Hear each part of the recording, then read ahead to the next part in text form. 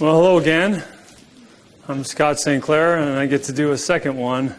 I don't know if it's reward or punishment. So we're going to talk about the relative strength line, actually focus on the line. And we will, and I apologize, this slide threw me for a loop. The relative strength line is what we're using to find leading stocks. And we are going to use it to confirm the breakout. So if we're buying a stock that is breaking out of a base, you want to make sure your relative strength line is at or in new highs or near new highs. The new highs before price. This is the ideal scenario, not going to happen that often, but if you see a relative strength line that's in new high while the stock's building a base, that's a really quality characteristic, something that occurs most often in corrections or bear markets. And then the angle of ascent. Ideally, this is a perfect relative strength line pointing at 12 o'clock. It's not going to happen that often. Anywhere between 12 and 2 o'clock is a good relative strength line. 3 o'clock is neutral. So it's just moving the same way that the market is. And if you've ever been in a bear market, what happens? Like this polar bear, he's holding this basketball underwater. And as long as he wants, he can keep that ball underwater, and he can even force the ball lower if he wanted. And that's what's happening in a market correction or a bear market. The leading stocks are being prevented from going higher. So the market is like a lid. And if the market gets really bad, no matter how good those stocks are, they're going to go down. So like 08, before the 09 bull market, you have Apple, Baidu, Priceline. They all went down 50% plus because the market was so bad. But once the market releases that pressure, when this bear gets tired of this ball, it's going to do what? It's going to shoot to the surface quickly, right? And that's what happens to the leading stocks. They come back really fast on the right side. And how you can spot them is with the relative strength line, by screening for it if you can. So RS line confirms the breakout. Southwestern Energy, we actually did this one earlier, I did, right? And in this case, we're just going to focus on what the line is saying about the stock action. So it breaks out of this base, and the RS line is leading. It's in new high ground. You can see this is very subtle across the top. The S&P, these are the moves aren't very exaggerated, but this is an S&P that's basically gone sideways while the stock has gone up, and that's what the line is reflecting. So the stock goes tight for a number of weeks while the market goes sideways. Really good action. So if your stock is sitting there quiet while the market's going sideways or down, that's really powerful. If your stock is sitting there quiet while we're in a full-fledged bull market, you know, that's not so good. I think Scott talked about DNA. You get the tightness while the stock is just, while the market's going up, your relative strength line will reflect that. Coors is a good example. How Coors topped, it went tight for a long period of time while the relative strength line just kept going lower and lower and was telling you it was underperforming the market. Whereas if you're just looking at the chart, it looked fine. It was sitting there quiet. So we get support at the 10-week line, RS line in great shape, and that was a 100% move from there. So let's go to VIPS. Now, I didn't know about the stock or find it here, unfortunately. That's a huge move. So it breaks out of this first stage base, makes this really large move. And look at the shape of the line the whole way. It's much, much more powerful than the market, obviously, when you make a big move like that. But then you get another base, and it's got a double bottom, which is nice. You don't see double bottoms back-to-back too often, but this is nice after a big move that it actually has a shakeout, right? We come down, shake out some of those people that might have accumulated that stock, but when it breaks out, your RS line is in new high ground. It's confirming. It goes up 32% in 3 weeks or less, so we're going to try to hold on to it for 8 weeks. And why, right? The idea is to try to get you through somewhere in that period. There's always a bad week or something that's going to get your stock if you're not prepared for it. And that's a really nasty week, even if you're up 32%. But it holds the 10-week line if you're a defensive seller. And at this point, it's up 96%, and the stock went much higher and did a 10-for-1 split. I'm not certain I know exactly where it is. EMES breaks out of the flat base, and the RS line is confirming. You have your power from pivot again, so we're going to try to hold on to it for 8 weeks. And it looks like you have a really big move after 8 weeks. So now it just depends on what kind of seller you are. But look at the relative strength. Look how strong this stock is compared to the market. You got kind of a tough week in there. And this is a good example. You'll see all these charts are weekly charts. And so when I'm evaluating the relative strength, not too often I'm going to look at a daily chart because you're going to get a little bit of this and it'll drive you crazy. But the general trend of the line on the weekly chart is what you want to learn to spot. And if you sold here up 98%, the stock did go a lot higher. Ultimately, it went down a lot. I think it went to about 140 and then corrected over 50% when oil came down. So here's CF. This is a really good example that sometimes stocks just aren't ready to go.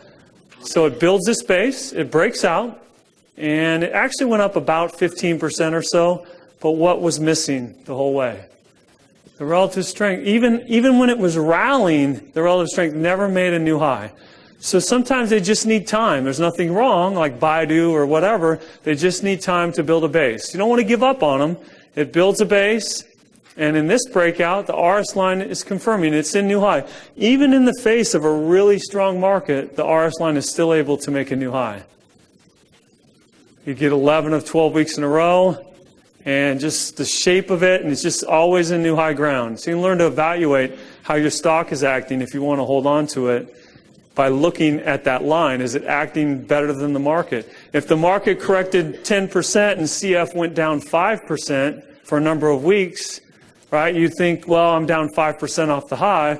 Reality is your RS line would be in new high ground because it's going better than the overall market. So you get some tightness, and the RS line's basically in new high ground. Support at the 10-week line.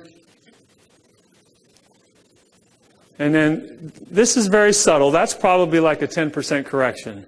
So, maybe that, just the overall weakness in the market might get you out. And wouldn't that be a shame if you paid 18 and sold it at 40? What's that, 110%? I wish all my bad trades were like that. So it's possible that you sell it. If you look back and look at it, the stock's not doing anything wrong. So it just depends on what kind of trader you are, how you want to handle them.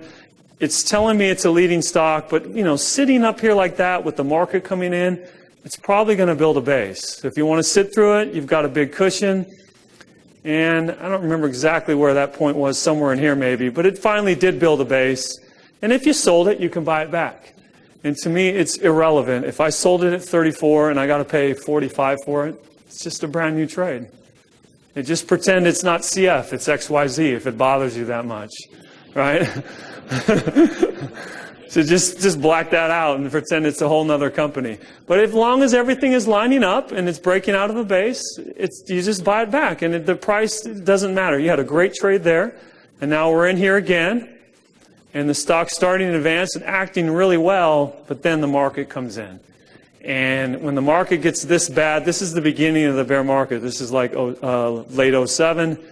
And now you've got a really kind of an out-of-character week. So along the way, the whole way up, pretty steady, a couple of, sort of weird weeks in there. But this is a very out-of-character week with the volume up, and that would be your first defensive sell signal. All right, NVR. Now, this is a home builder. So we get our top in 2000, which was mostly technology, and you got a huge rally out of this stock, and then it builds a base. And this is interesting. Not going to see these that often, but I do look for them in the base. Big bear market, stock makes a low at A, tries to rally, and makes a new low at B, kind of with the market. You can see the market's undercutting. But what's the relative strength line saying? The stock is kind of getting dragged, kicking and screaming lower by the market. It's much stronger than the market. Look at the relative strength line. It couldn't undercut that low. Now, you're not going to spot that in real time. It's unlikely. And I'm not going to try to buy the low. That's not the objective. But if I'm evaluating the base right here, I've got RS line new high as it's starting to break out. I've got that divergence, right? So I got a couple of positive factors and give me a little bit of confidence to go with the trade. 4 weeks tight, and look at the shape of the RS line, just leading and leading. And when you get that kind of relentless accumulation, this is almost always going to be the case. Support near the 10-week line, that was 100% from there. All right, RS line new high before price. This is something you should really be screening for, especially in market corrections. Some of the really big winners, Costco, Cisco, Microsoft. You go back and look in our database of those really big winners, a lot of them had this characteristic out of that very first base. So here's Xerox. It's building this base. This is the market's correcting down 6%. Stock hasn't quite broke out. It's still 1% away. And the RS line is new high ground. This is 1963. So if you had Marcus Smith in 1963, you'd have been the only one. But if we could fast forward, and this was the setup right now, and you were screening for RS line new high, this would be on your list. All right, so you're prepared. The next week, it breaks out, and you've got it. You're ready for it. And your RS line is confirming again. And sometimes once they break out, it's frustrating because then the market's coming in. Maybe you're sitting it out because the market's not that great, and you're just begging for it to come back, and they just won't. Right? It just won't because it's under accumulation. So your RS line is in great shape, even though the market's kind of coming in a little bit. 1 o'clock, just kind of making new highs every step of the way.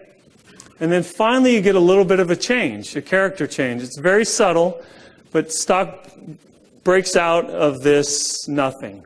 I don't know if you ever heard Bill say, if stock breaks out of a nothing, you might want to sell it. And what he's saying is that this is not a base. It's too short. 1, 2, 3, 4 and change, 4 weeks. You got a sharp break to the 10-week line and almost a brand new move to new highs. You got some stalling. Did everyone understand the stalling? It tried to go higher, but by the end of the week, even though it's up, it was up a lot more for the week. And then you got your RS line non-confirmation. So if you're an offensive seller, this is a spot that you might want to sell. And as always, when you sell them, they do what? They go higher. Exactly. Don't believe me. It's not just you. So it goes higher, of course.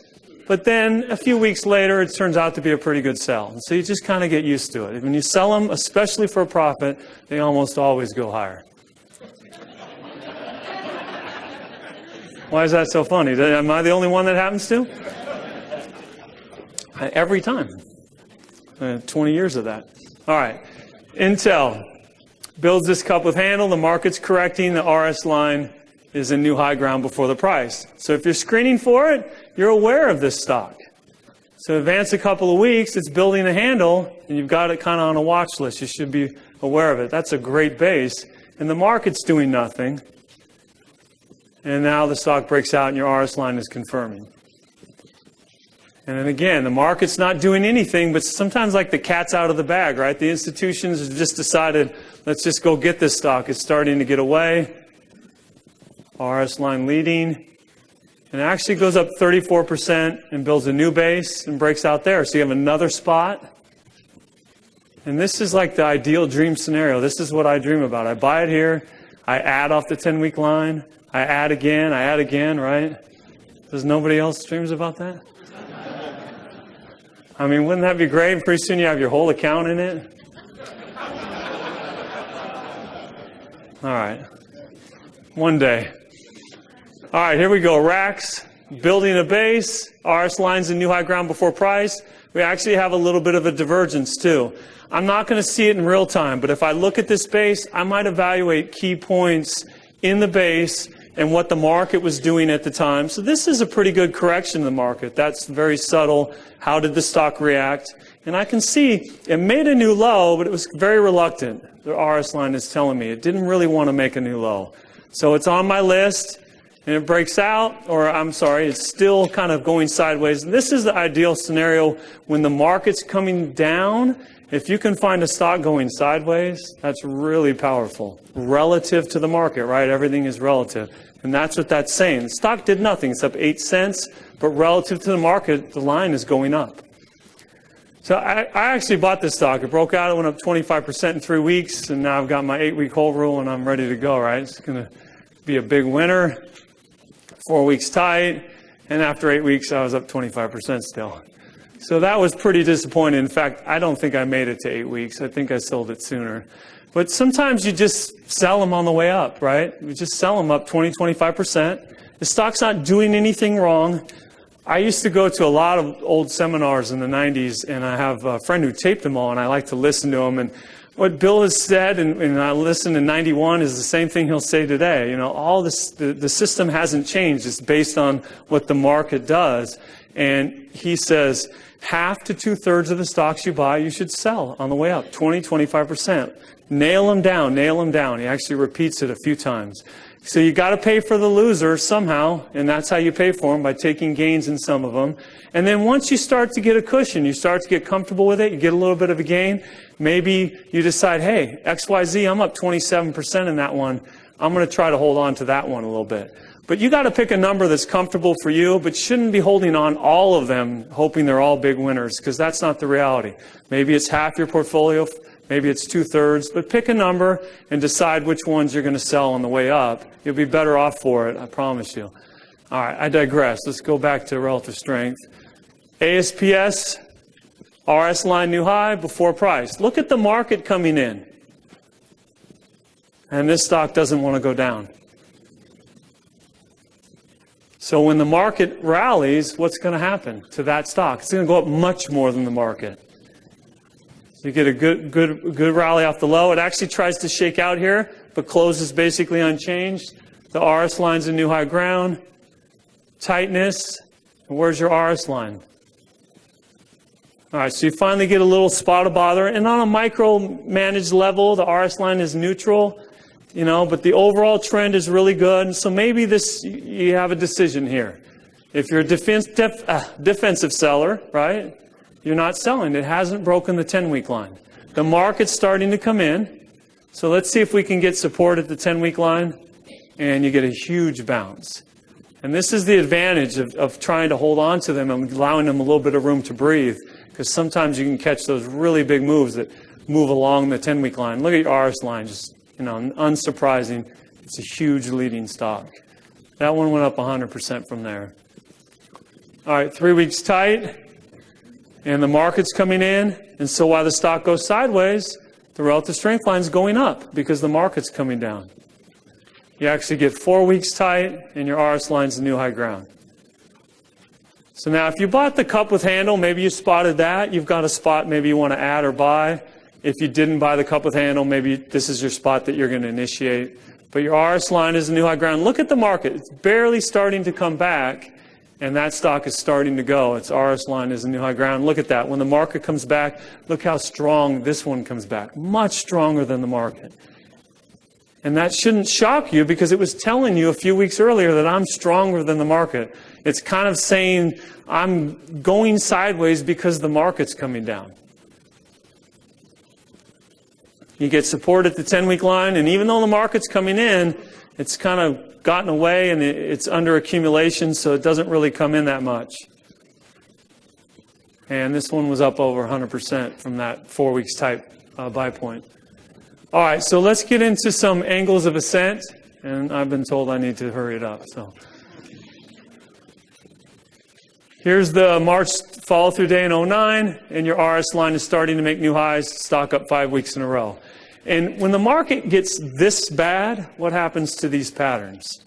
They just get torn up, right? There aren't going to be any flat bases or cups with handles. So that's where the relative strength line can really come in handy, is being able to interpret, okay, I don't know what this pattern is, but I do know this stock is stronger than the market. It's the leader. So if I'm comfortable with buying alternatively, there's my first buy point.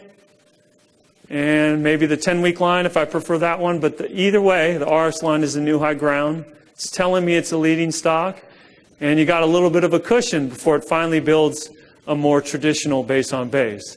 So if you bought it there and maybe sold it on the way up, you're going to have a little bit of confidence with that trade when it builds more of a traditional base. And look at this now. Look at the RS line making new highs again. Facebook. We've seen this a few times today, I imagine. But basically, what's the shape of the line? It's really starting to shoot up.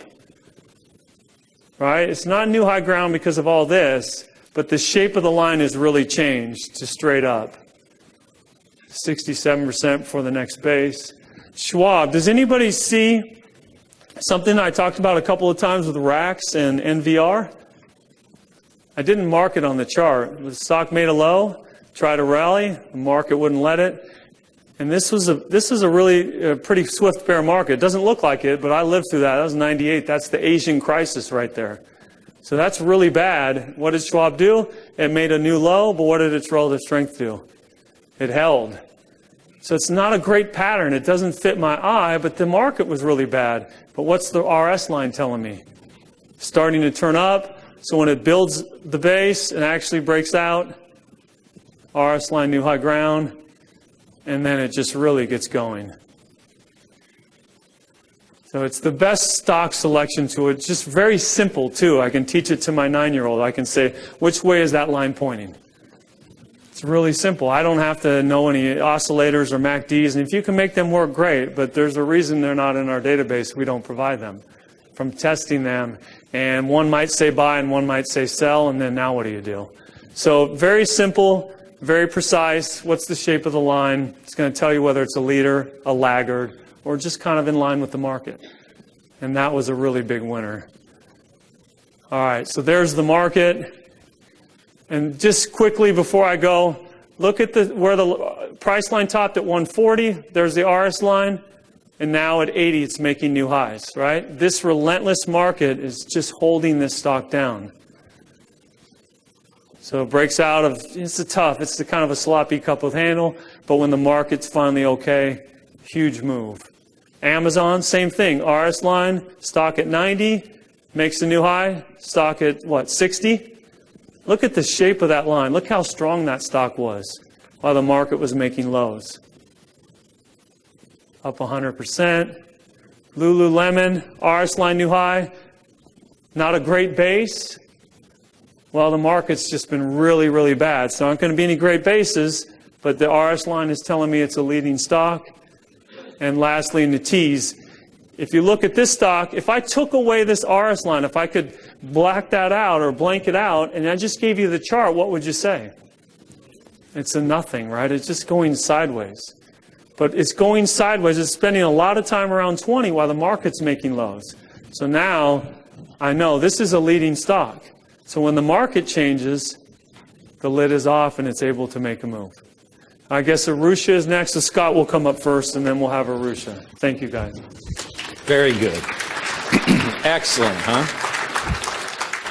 A lot of nuggets came out in that one.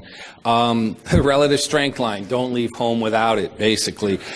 It gives you a critical point of reference. And actually, in the main present, I'm going to go through a few more because this is an incredibly important tool. And it has to be on the chart. And when we look at a chart, we'll look at the price and the pattern and then go right down to RS and get that reference point. RS line leading ahead of the price. It acts like a magnet. It's amazing how often that price will follow that RS line. That's why it's a condition that you want to screen on. Stalling. You saw another example of stalling. And when your eye picks up stalling on the chart, you know 9 times out of 10 what you're going to get the next few days as a minimum to the next couple weeks. So when you see the selling into strength and you close at the bottom of the range and it's a decent range, right, on the week or on the day, you're probably going to come in more. Divergence. That's funny. All the years growing up, when I'd sit with Bill and go over a chart, another key thing that I got drilled on a lot is when an example of divergence would come up, he would right away, that's divergence. I mean, emphasis every time. You want to train your eye to pick that up. That's a huge edge. And in this example, we saw several where they really worked out well once the pressure of the bear on the basketball, right? Divergence. Sell on the way up. That's interesting that came out. That's another one that even more recently, Bill will get the portfolio managers together and remind us that occasionally we will hold on for that last little bit and maybe you should just sell some on the way up. To sell. Scott put it as cover the losers that you have, and we'll all have losing stocks, right? We don't let them get very far. But there is something psychological about selling a stock as it's going up, very gracefully exiting. Okay? And it's also interesting, if you get that right and you sell it to 20-25%, if the stock's going to go further, it typically will base out. Now you're seeing super stocks. These are the Michael Jordans. Okay? These are the elites. Most stocks will go up 20% and then base again. We can always buy it back too, can't we? Keep that in mind. Then there are those that say you're up 30%, 35%, and then you sell it and it goes a little further. I would be willing to bet that you give it 3-4 weeks and all of a sudden you did sell properly. It's just that it's funny how it seems like, oh, I blew it. It keeps going. So there's a big psychological gain just by locking down some winners. Most stocks won't be big winners. We profile the big winners because we want to train our eye to try to find those few. In our whole database, 8,000 companies, because we don't put penny stocks and junk in there, what percent do you think are elite stocks that we're looking at today and how they behave? Just take a quick guess. Barely 1%. How many Michael Jordans, right? It's the same thing. So there's nothing wrong with locking down a 20% gain. Okay. Another key point. When we have a bad market like 08 or the dot-bomb era, we're going to go over that in a little bit, patterns tend to get cut up. And so here comes the art. You have to have a relative, you're looking at what you see in a more relative fashion. Well, if it's been a really bad bear market, I can't expect smooth, elegant patterns. That's where RS comes in huge. We're going to go over that again.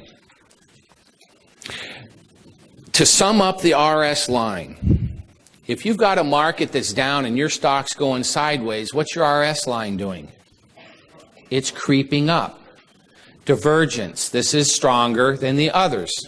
Okay? You've got a market going up and your stock is creeping up very slowly.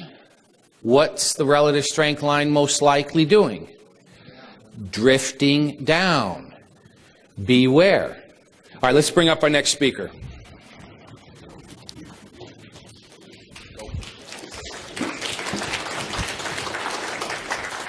All right, hello everybody. All right, here's the clicker. My name is Arusha Paris. I'm one of the product coaches here at MarketSmith. And this is the fifth and final session of these breakout sessions. So first, I want to thank you all for hanging around and sticking with us. These are pretty intense sessions. We'll have a break afterwards. And also, I want to thank you all for getting up nice and early and joining us today. Now, this session here, this is one of the more challenging sessions. There are some stocks out there that they're going to do everything they can to wear you out. They're going to try to scare you out and make you wave the white flag right before they go on their huge move. So when we talk about faulty patterns that evolve into constructive bases, this is what we're talking about. Maybe this is what we're talking about. Let me try the other one.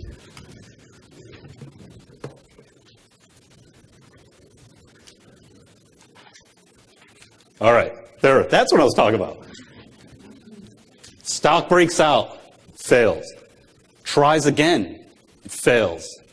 A third time, fails. And so by this time, you've given up on the stock. The last thing you want to do is ever look at this stock again. You've taken off the watch list, you tell your friends, don't ever mention that stock again. And meanwhile, when you're not looking at it, it sets up a beautiful constructive base. One that reflects institutional accumulation. And man, when some of these finally go, they have the potential to become huge winners. So this is Qualcomm back during the dot-com era. You know, it's only over 1,900% in a year. So imagine catching a little bit of this. Or imagine that you were looking at Qualcomm and tried some of those faultier bases, and then you saw it run up without you. And like, but I knew Qualcomm was a great company. And it doesn't matter at that point, right? So it's incredibly important to learn what a constructive base is. Learn what faulty patterns are, because then you can avoid some of the pitfalls and hang around long enough to potentially participate in one of these big winners. So let's go into the first stock. Now, this stock is set up a 52-week consolidation, base depth of 22%. Now, the first thing you want to do is try to start understanding the character of the stock. Now, I can immediately tell that this is a little bit of slower moving stock. So just by looking at the trading action. Now, there are a couple of flaws immediately off the bat that you want to notice here. The first is it's a consolidation. Right? Justin talked about the classic patterns. We're looking for a cup with handle, flat base, double bottom. Now, the markets with pattern recognition went through, analyzed it, and didn't qualify this pattern as one of those. So remember, those patterns, those are picking up institutional accumulation. Really, what a consolidation is, it's a trading range. There's still a little too much volatility in here to qualify for one of the patterns that we're looking for. So you want to keep that in mind. Now, it doesn't necessarily mean that a consolidation can't work. It just means that the odds are a little bit lower. Now, the next thing that you want to keep in mind is that it's 52 weeks long. It's a really large base. A lot of times when the stock breaks out of one of these larger bases, they come back in and test it, and then fail and then form a smaller, tighter base. So once again, it doesn't necessarily mean that the large base is not going to work. It just means that the odds are a little bit less. So you want to keep that in mind. And now, if you like the fundamentals, if you like the earnings and sales, you can try it here. Is anyone trying it? All right, no one's trying it, or maybe everyone's a little too shy. Comes back in, and it fails. Good. Now, here's the point where if you did try it, because it's okay to try these stocks, sometimes you just have to take a shot.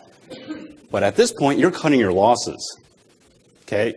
Plan your trade, trade your plan, and then actually follow the plan.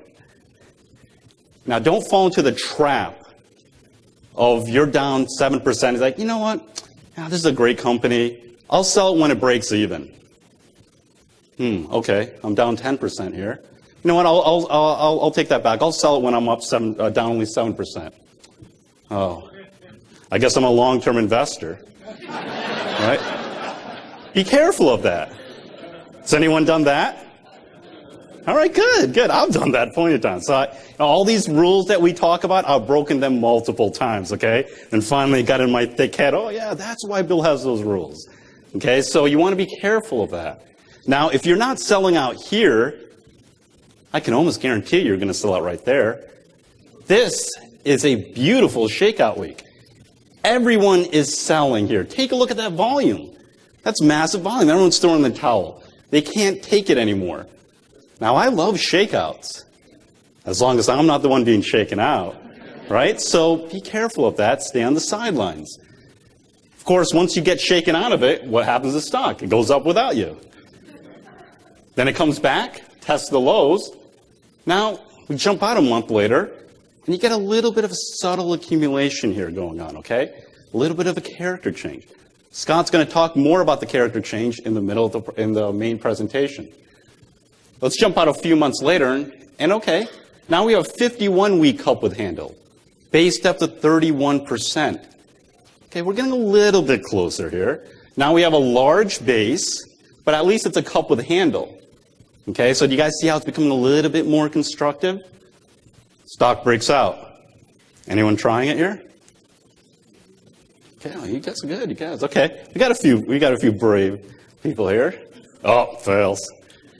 You guys see how tough this is? Some of these stocks, they're just going to keep testing you. Jump out a couple of months later. Oh, we have an 8-week cup with handle, base depth of 14%. Now, do you guys see how it's becoming more and more constructive at least? You're getting a smaller base. Now, ideally, the patterns that we want to look for, they're around 8 to 10 weeks long. Now, one flaw here is that most of the trading has gone below the 10-week line. And when it breaks out, it's not the greatest breakout at this point. It goes sideways and fails. 3 times now. Now, the last thing you want to do now is ever look at this stock. We jump out a little bit further. Now, there's one little subtle character change you want to start picking up here. This fine little detail, but notice how you had a larger trading range. Now it's starting to tighten up. And also, the other 2 times when the breakouts failed, they really blew up. This time it's kind of holding a little bit better. We go a little further out, and now we're setting it up a 19-week flat base, based up to 9%. You guys see how it's already getting tighter? It breaks out. Goes sideways a little bit more. And we actually put in a 7-week flat base. So take a look at how it just keeps getting tighter. Once again, it tries to break out. Anyone trying it here? Yeah, I know, it's not easy, is it? That's the one that finally works. That's really a lot of times how the market works. They keep shaking you out, shaking you out. They keep asking you, are you sure you really want this stock? You really sure? 31 and 14 and 9 to 7 gets tighter, tighter, tighter, then finally works. This is Boeing up 74% from that pivot back in 2013. Okay, so now here's the sad thing. That was a little bit of an easier example. So now we're going to challenge you a little bit more. This is a drug stock. Okay, so immediately when I think of drug stocks, I think more volatile, more aggressive. Anyone traded the biotechs over the last couple of years? So you know exactly what I'm talking about. Now, this stock tries to break out from a double bottom. Take a look at that large week within the double bottom right there, coming down on large volume. So that's one flaw you want to just pay attention to. But there's even a bigger flaw here that you want to just really always make sure to check when you're analyzing stocks. This stock has gone from $6 all the way up to $50. Okay, it's a later stage base. Now, it doesn't necessarily mean that later stage bases can't work. It just means the odds are less. In fact, if it's a stock that I really like and the stock breaks out powerfully, I might take a shot at a later stage base. But I'll be quicker to get out of it. Okay? So you always have to adjust and know what you're getting yourself into. And look how quickly it fails.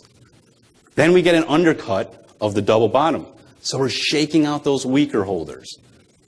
We jump out a couple months later, and we put in a consolidation base depth of 26%. Now I'm going to be honest with you here. If I really like the fundamentals, if I like the story, I would take a shot at this. I might go in a little bit smaller. I understand it's a consolidation, so I understand that the odds of success are a little bit lower. But take a look at that breakout. Take a look at the volume. Okay, a lot of this stuff, it's not black and white. You have to always look for stocks that have a little bit more odds in your favor. Oh yeah, that relative strength line is hitting a new high too, as indicated by the blue dot. So I'm up a little bit, I'm down, and I get shaken up. So I have a really special talent that I'm going to share with all of you here. I have the ability to sell out right at the lows of any week. It's unbelievable. I almost can feel like Wall Street, they're already looking at my account. They're like, hey, has he sold? All right, buy it back. All the way back up. All right, so I already knew I'm going to sell right at 50 there. Jump out a couple of months later. 18-week cup with handle. Based up to 21%. We have a tight handle too. So the first thing here, do you guys see how it's becoming more and more constructive? MarketSmith pattern recognition is picking up a cup with handle now. The depth is starting to decrease. And so then the stock breaks out on huge volume. Anyone trying this? You have to try this one. If you like the earnings, if you like the story, now you're getting the technical confirmation here. If it's on your watch list, you have to try it. I mean, obviously this is the one that's going to work. I mean, take a look at that volume. Oh, it fails. You guys see how tough some of these stocks are? So hang around long enough, and you would. Almost every time I would try that one. But you get shaken. At least You get shaken out once. You're not wasting your time on some of the more faultier stocks. Now, I've already gotten shaken out twice of this stock. And I'm really kind of frustrated. So I'm taking it off my list. The last thing I want to do is ever look at this stock again. And if I did that, I would miss this. A 9-week cup with handle, base depth of 16%. You guys see how it's become a lot more constructive? Just keeps shaking people out, keeps shaking people out.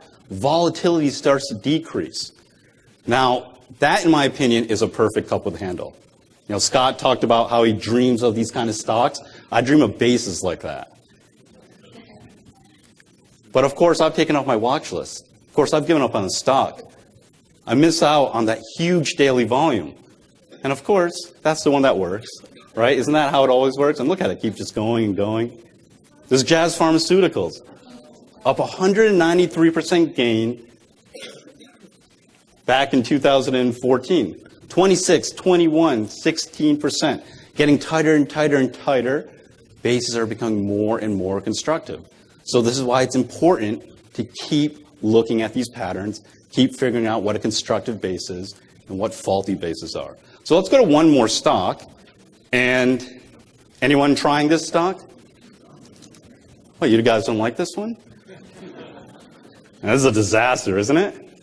This is a .com stock, or I probably should say .bomb stock. I mean, look at that thing during the 2000s. And it's just all over, just whipping people around. And it sets up this ugly cup with handle. And it breaks out. And it's a really weak breakout right there. It can't even finish above the pivot. So it fails. Not a shock, right? Comes back in. Oh, looks like we got some more long-term investors there. We jump out a little bit further ahead. 22-week cup with handle, based up to 41%. Already tons of flaws here, right? Really large depth. You got this huge, heavy selling right there. Look at that breakout. Can't finish above the pivot again. It fails. We go a little bit further, put in a 16-week consolidation. Tries.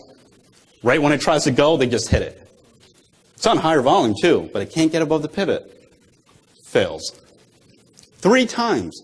With a little bit of chart reading skills, learning what faulty bases, what constructive bases are, you're going to be able to avoid some of these pitfalls. Not only are you going to protect your capital, you're protecting your mental capital too, right?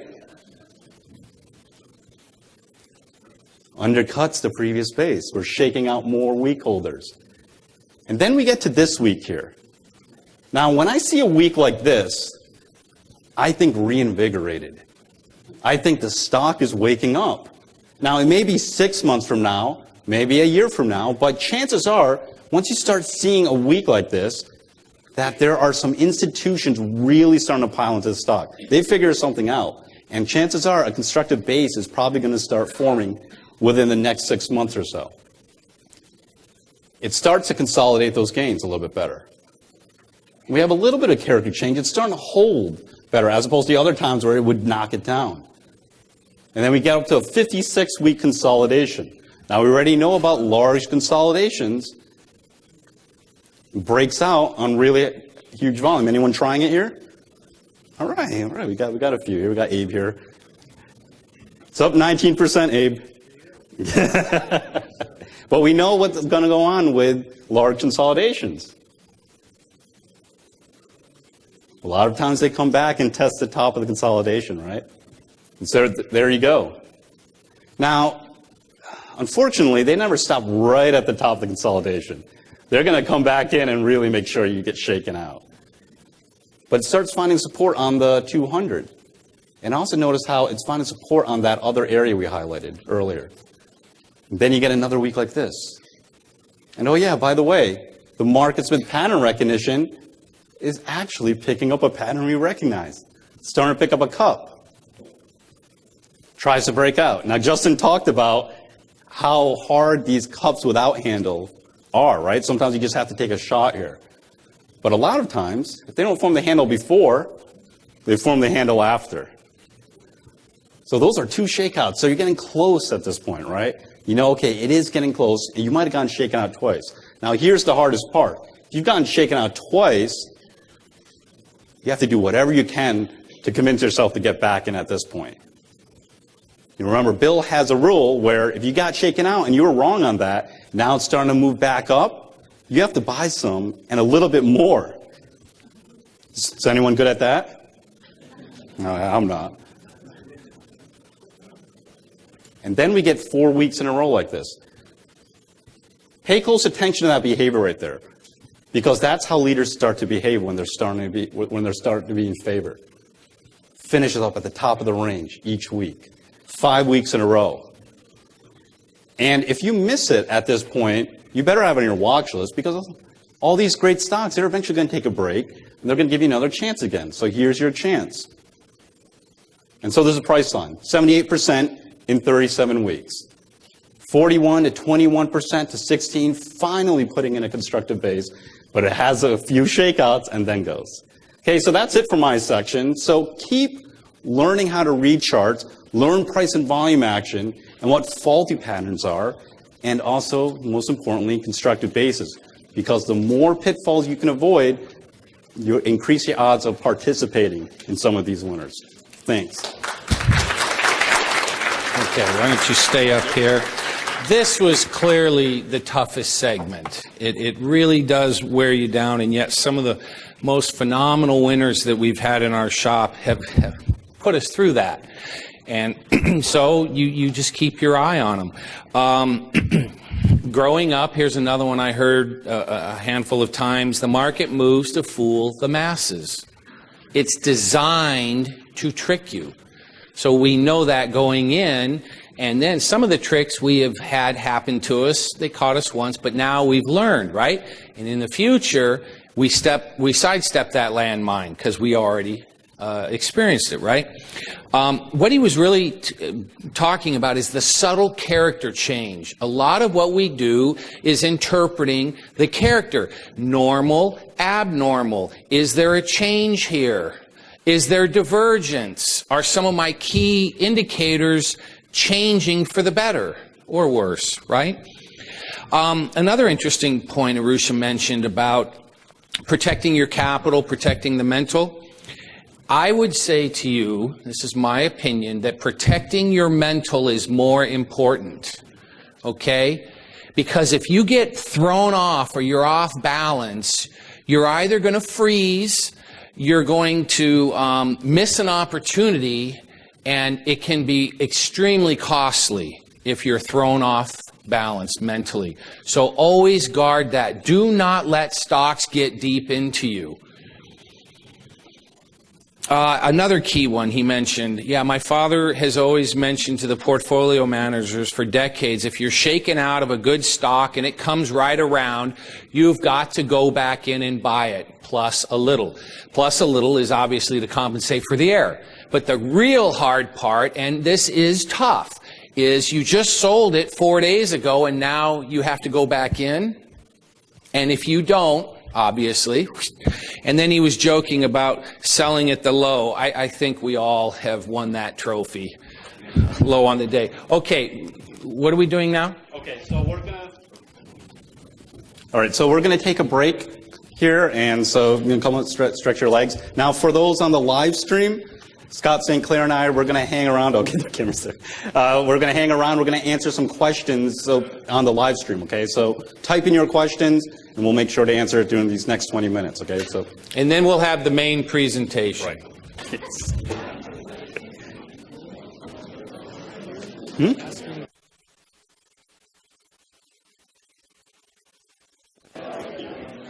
Test. Okay. Yeah. Because, hey, Matt, you know what? You can also you can walk around. Some other people have questions here. You can see.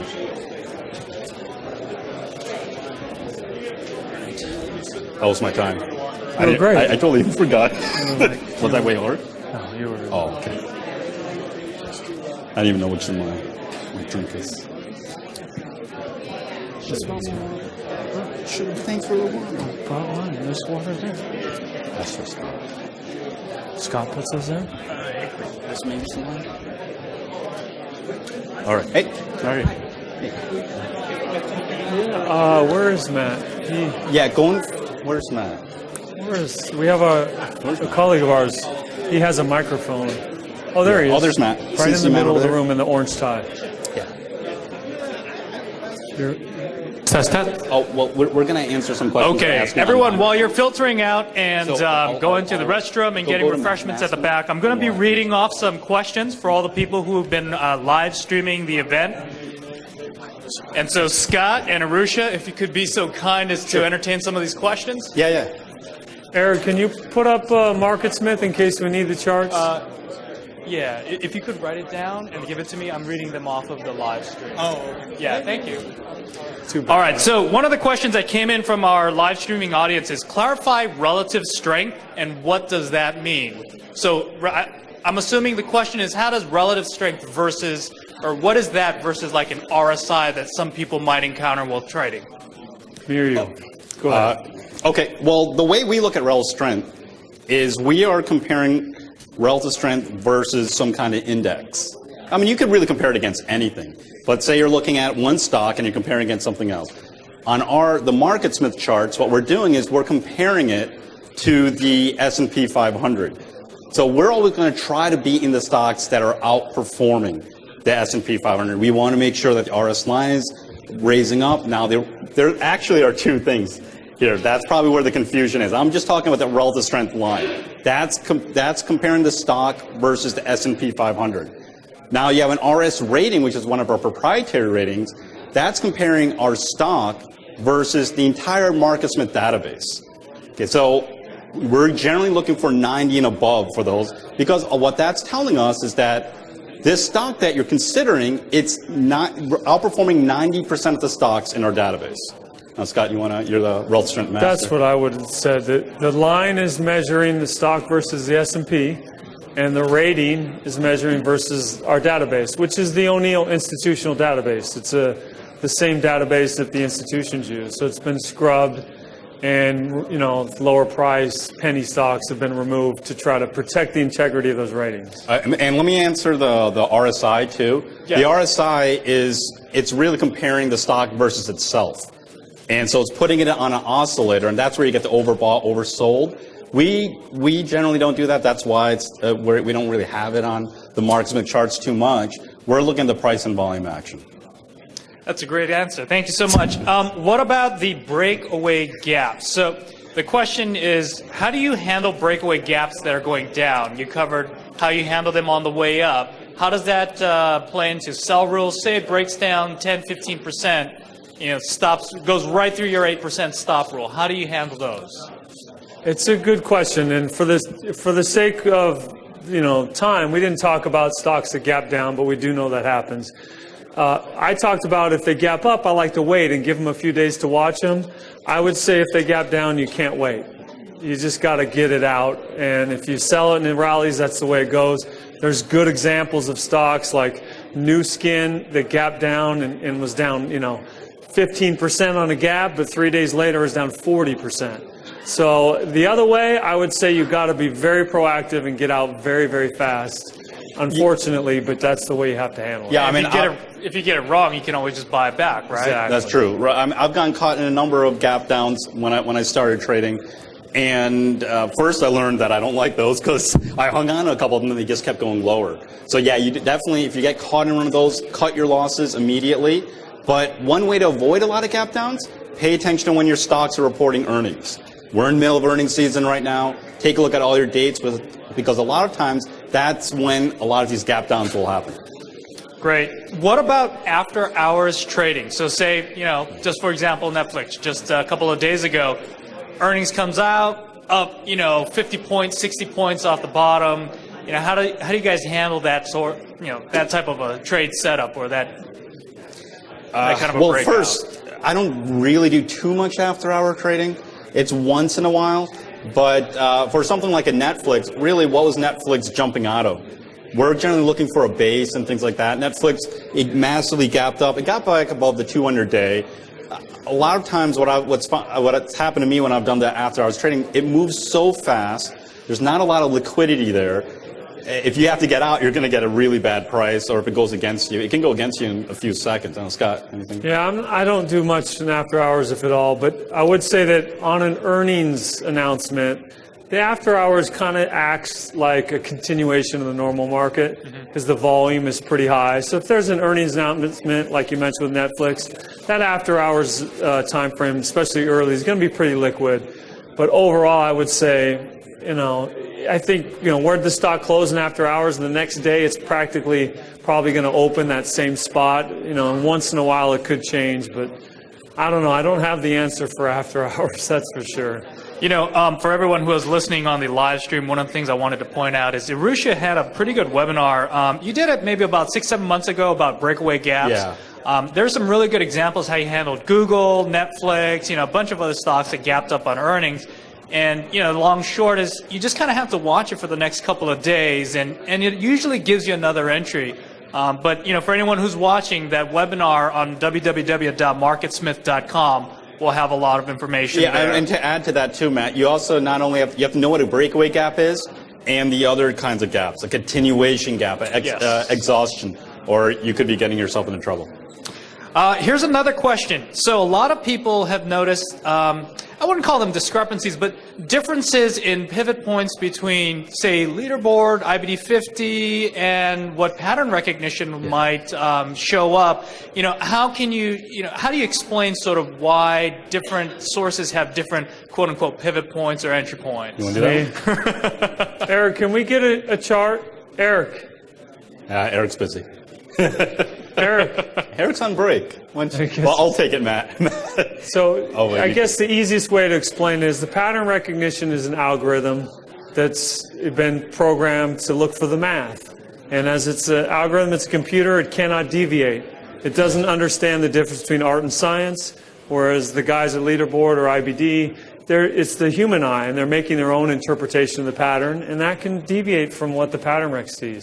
You'll see that, and it happens enough times that, it's not uncommon. I mean, it's pros and cons, kind of like in the presentation I did. There was a consolidation, but within it, there was one that looked like a cup with a handle. So the more you get, the better you get at chart reading, the better off you're going to be. The one thing I like about the MarketSmith pattern recognition, it's very strict. So if you see a cup with a handle there, it's jumped through a number of the hoops to qualify for a cup with a handle. Okay, here's another question. Up 5 weeks or more in a row, does it matter what the base stage count is, say first stage versus a fourth stage? Well, up 5 weeks in a row, does it matter what the stage count is? Does your point of view change on if it's strength or? No, you're always looking for how far the stock has moved up. Scott O'Neill in the main presentation is going to show you a great example of a stock that was up 13 weeks in a row, but the stock had gone on this massive run that the odds of it continuing were a little bit less. So if it started going against you, just be quick to get out. Okay, here's another two-part question.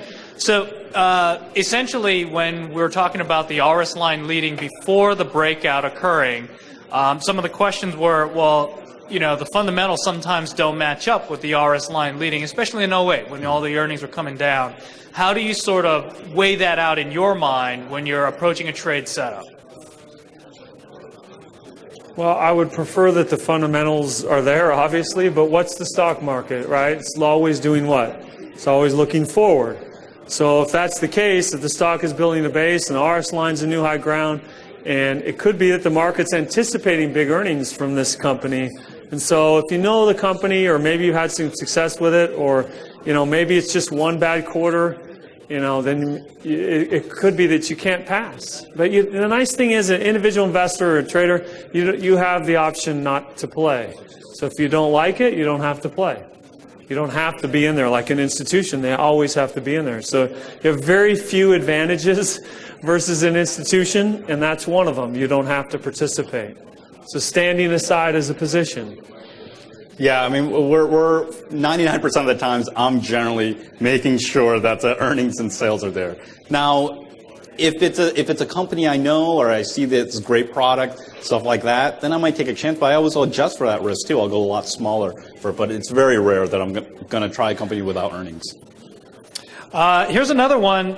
Some people are asking, you guys are very knowledgeable about this. Is there a place or a venue that you guys sort of, write your thoughts on the MarketSmith website? Any sort of, aside from the webinars or whatnot? I guess webinars was the closest thing. But we have the MarketSmith blogs, too, that we'll all contribute and put out from time to time. But strict commentary on the market, stuff like that, we don't handle that part. How about this one? So the growth 250. Don't want that either. I don't want people to see that I like the market one day and hated it the next. It's tough, and also for compliance reasons we can't too. Yeah, understood. Here's a question on the growth 250. A lot of people have noticed that the stocks near the pivot and the stocks breaking out today kind of fluctuate rapidly with the market. So one day you'll see 20 stocks near pivot, the next day it'll be 10. How do you guys use that to your market interpretation? That's feedback to the market. If you're in a correction and all of a sudden you just start seeing a lot of stocks hitting the breaking out today, and Matt, I know we were both excited when we started playing around this feature last year, and all of a sudden one day the market we had all these breakouts, and I don't think we even had a follow through day at that point, but that feedback was telling us, hey, maybe this market's slowly waking up.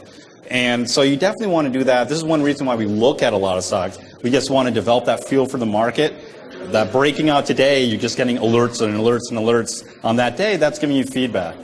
Scott, you have anything? No? Scott has nothing. I don't use it. I nailed it. Here's actually a question from the live audience here. How do you set up a MarketSmith screen to screen out stocks with their RS trend versus S&P stock trend? So I'm guessing that's sort of asking, well, how can you find stocks that have outperforming RSs versus the S&P? You can screen for RS line new high, and unfortunately nobody's back there to manage it. But the screener will allow you to search for the relative strength line new high. There's just a button. It says RS line new high, yes or no. You choose yes. And if the market's rallying, it's going to it could be repeating the same stocks that have already continued. But if the market is in a correction, then this is a very good screen. So that would be my favorite screen in a correction, RS line new high. And by the way, for everyone who's watching on the live stream today, just keep in mind that you can always call our coaching team, Irusha, Scott Sinclair, myself, Matthew Inouye. We'll all be more than happy to help you out. Our number there is 800-424-9033, 800-424-9033. And we're going to actually open it up to the live floor. If there's people who have questions, please write them down, and we'll try and get through as many as we can during this breakout session. Or we can just take it. That's it. Yeah, I don't even have it written down.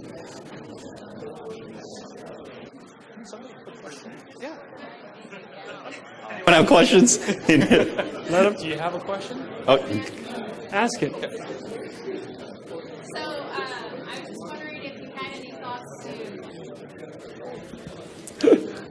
I was just wondering if you had any thoughts about new leaders for this year. Anything you might like to share?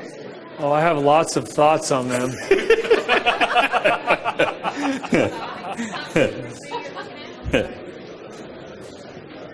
It's all you. Yeah. I'm not going to get in trouble. From a compliance standpoint, I probably should pass on that one. Come see me later. I'll let you know. See, that's the benefit of coming live. Does anyone else have a question? Yes, ma'am. It's time. We have one more question. Supply, demand, and AD lines. Which is the better one? And could you just quickly review them? One isn't better than the other. Oh, the up-down volume ratio and the advanced decline, the rating. The AD rating? Yeah, both of them. Look at both because they're looking at different things. The up-down volume ratio is over 50 days. AD rating's looking over 13 weeks. So they're giving you different time frames. Yeah, so I look at both. When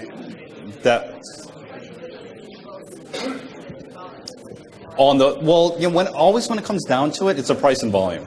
So I'll look at those two, but I'm going to make my decision on price and volume. I know we say it all the time, but that's what it comes. Okay, so that's it. So let's get Scott O'Neill up here to go on the main presentation.